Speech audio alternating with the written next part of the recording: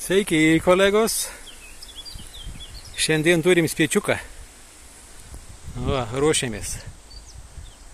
Ruošiamės jį kažkokiu tai būdu nukratyti. Ir nemažas spietis. Vakar dar jo nemačiau, bet šiandien žiūriu, jis iš kažkur atskridęs. Nemažas, kokie 4 kg. Bandysim imti.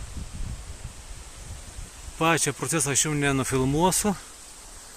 Jau esu pasiruošęs hebrikė, va, kupetikės aliuminės.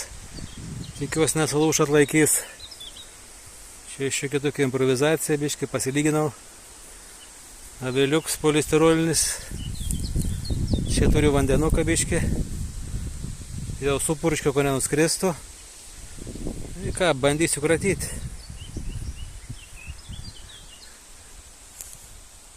O, beitikės ramės.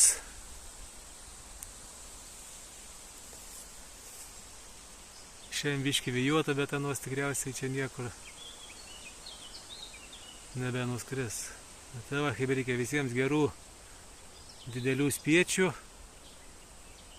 ir iki greitą susimatymą.